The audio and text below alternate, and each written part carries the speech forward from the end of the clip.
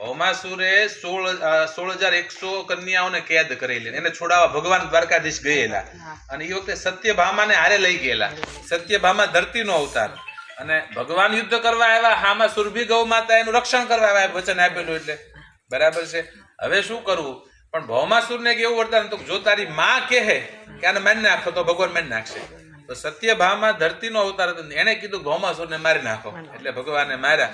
હવે રક્ષણ કરવા આવ્યા એટલે સુરભી ગૌ માતા નહીં, તે એનું ઓલું તો કરવું કે નહીં, એટલે એ વચ્ચે આવ્યા, અને એમાં ભગવાનનું ચક્રની અણી અડી, ભગવાન લીલા કરવા કે ગૌ માતા પછી નીકળી જાય એટલે, અને એમાંથી રક્ત લોહી નીકળ્યું ને એ ધરતી પર પડ્યું, અને એમાંથી તમાકુની ઉત્પત્તિ થઈ, આવું સ્કંદ પુરાણ કહે છે.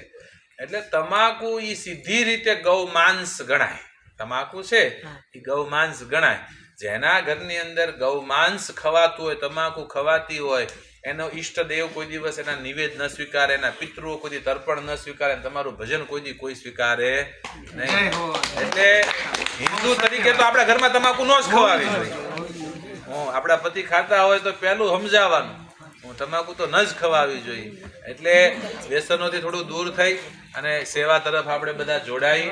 અને અહીંયા તો આજે અત્યારે ગૌશાળા તમે આટો માર્યો હશે, બળદોની તો નથી, એટલે કદાચ તમે અહીંયા 3 વસ્તુ જોઈ છે. પહેલું તો અહીંયા ગૌશાળામાં ગાયનો અવાજ નહીં આવે. તમે કદાચ 5 દી રહો ને તો કોઈને ભાંભરતા નહીં સાંભળો, નહીં, કોઈ નહીં. બીજી વસ્તુ, તમે એટલા બધા બળદોની ગાયો છે તેમ કોઈ ઝઘડતા નહીં જો, નીણ થાય ગમે એવું હોય, નીરાવની ગાડી જાતી હોય વાહે દોડતા નહીં ભાળો, એની રીતે ઉભા થાય છે, એને ખબર છે કે અમને મળવાનું જ છે, સંતોષ છે. અને ત્રીજી વસ્તુ, તમે કોઈની આંખમાં આહુડું નહીં પાડો, કોઈની આંખમાં નહીં. ગાય 2 રાખો કે 2000 રાખો કે 20,000 રાખો, આંખમાં આહુડું ન આવવું જોઈએ. ગાયની આંખમાં આહુડું આવ્યું એટલે આપણું બધું પાણી ફરી ગયું એમ કહેવાનું. એટલે અહીંયા સેવા થાય છે એ બધું એ રીતનું આખું. નકર તો બધા વૃદ્ધ જ આવે છે, બળદો બધા હાવ એન્ડ ઉપર.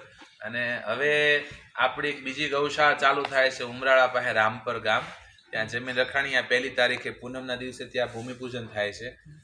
સર્વેશ્વર ગૌધામ છે આ નામ, અને ત્યાં નામ અપાણું છે અમરેલી જિલ્લો નહીં, ભાવનગર જિલ્લો, ઉમરાળા અને વલ્લીપુરની વચ્ચે, પણ અમરેલી રોડ લાગે.